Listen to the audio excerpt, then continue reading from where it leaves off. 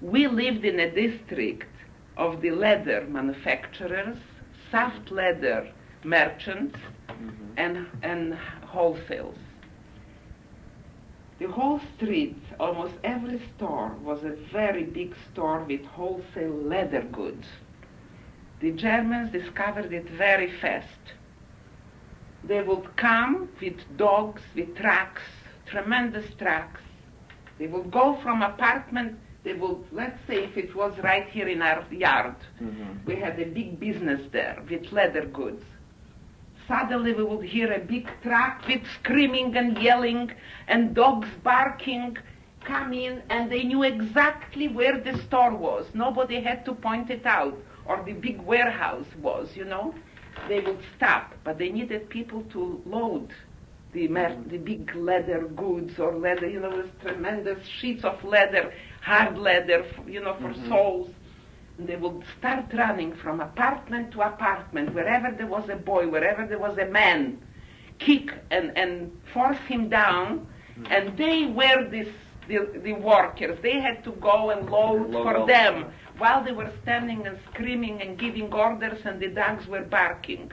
And for a moment, if you stopped, they will give you a kick and so on. My mother was very much afraid of my father. So what she did was, she would put afraid for him, you mean? For him, that they will come and grab him and take him to work, you know, and kick him and so on. And he wasn't such a young man. He was already 53 years old, you know. And my father was on the heavy side. He wasn't a slim man. So my mother would go out, lock from the outside, put 2 locks on the door, big locks. You know, I with my father would be inside, she would be outside and watch the situation. And if they would run up and down the steps from apartment to apartment, they saw the big locks, so they figured nobody is there, and they would go higher. And they always found some men, no matter how you hit them and how many locks you put on sometimes. They would break a door. We took a chance.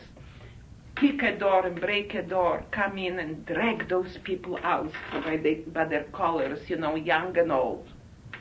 And that was a very, very terrible time in Warsaw. We were very depressed. They were grabbing, robbing, going from house to house, wherever they had silverware, looking for goods, and they always knew who was rich, who was poor. They had a list. They had all their Jewish... you figure they had informers? Informers, you know, Jewish informers, definitely. They didn't have to search long. They knew exactly where to go. Who was the rich man, who was the poor man. The procedure was the following.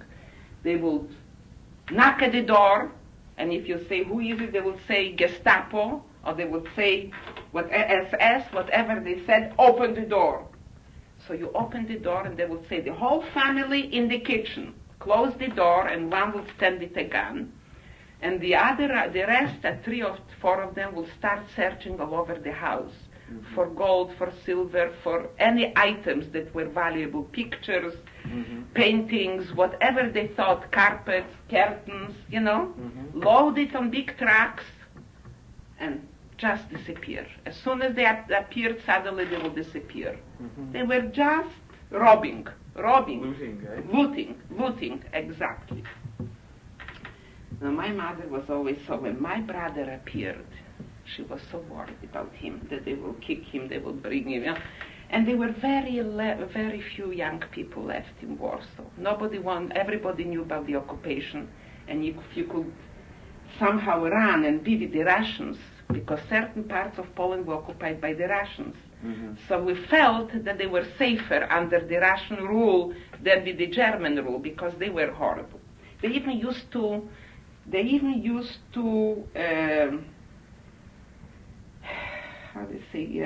collect, or sometimes even women. They needed some women or young girls to clean a German hospital, or a beer house, or their club, the officers' club, or whatever. So they will run up, they will walk on the street, 2 of them stand innocently at a corner. And if you pass by, they would say, point with the finger, you should come closer. When you came closer, they would say, stay here, don't move. They would collect 5, 6 young girls this way, and they would put them in a car, take them to a club, and say, wash the floors, wash the windows, clean the kitchen, cook, or the rags. With what can I wash the floor? With what can I clean the windows? Take your underwear off. They wouldn't give us rags. Luckily enough, we were prepared. Everybody walked with rags. 3 hours, 4 hours later, they would drive you up on a street and leave you there. Once you did your job, they didn't bother you very often. You know, just they wanted you to work for them. Yeah. And many times the girls had to take off their underwear. They had with nothing. You know, it was really pathetic. So when this came out, we heard about this.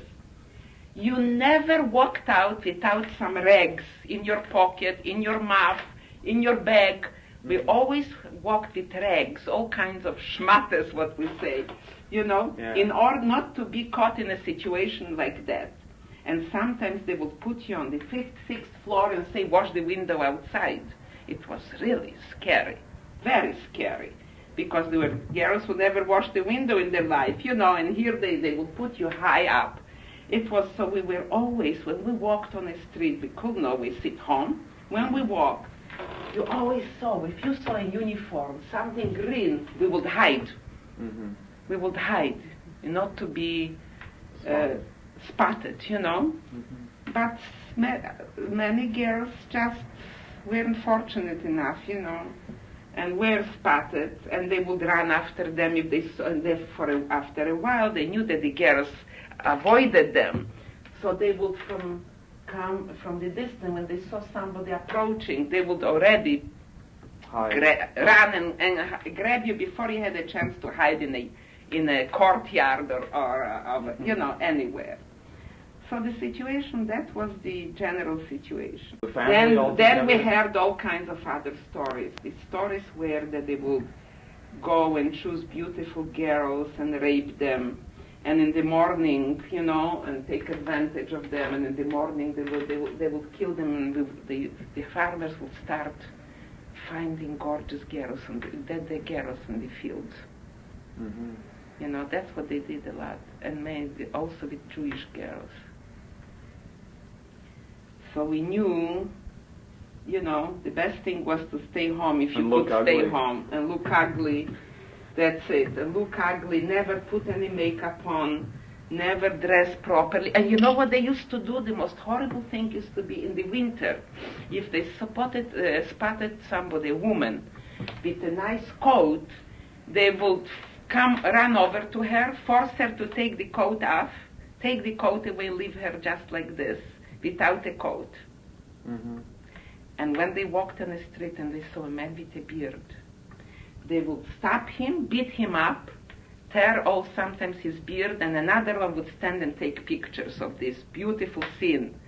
You know. Were these just the ordinary soldiers? Not SS or no, ordinary soldiers.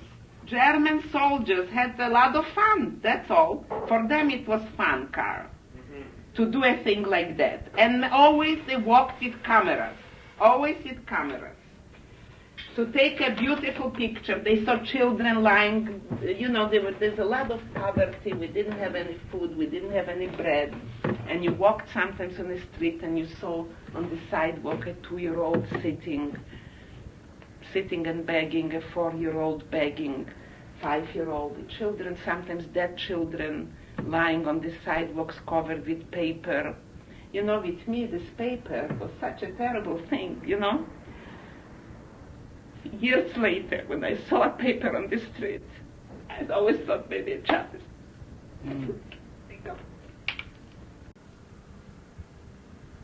So, it was really... So when my brother came, my parents couldn't wait. He should leave us, and you see, he couldn't go because we were under the Germans. We were under the occupation. He had, in order to get to the Russian side, he had to go through borders. And borders at that time, they were farmers. You went to a certain place, and then there was a farmer, used to give him money, and he will smuggle you through Through the German-Russian border. Yeah. To this town, the other town, through a forest, So when we saw what was going on, the Germans and the dogs, and they're running and looking for young people to work, and all kinds of, atrocious stories that we heard, how they used to beat up. And my parents couldn't wait that my brother should leave Warsaw and go to any place that under the Russian occupation. So I remember my father bought him a suit.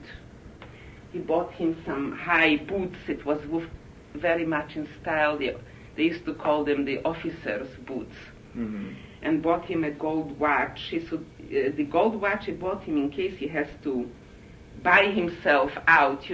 Sometimes people would say, bribe somebody.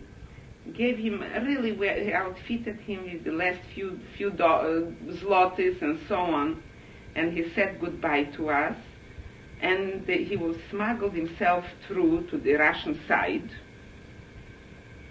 But then somehow we heard that the same Pole who helped to smuggle him through robbed him of everything, took everything away from him, the watch, the boots, the suit, whatever he had.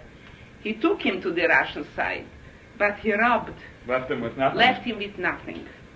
That's what we heard. And he and his friend, his best friend, was a fellow by the name of Henrik Kirschenbaum, his best friend. Stayed together all the time.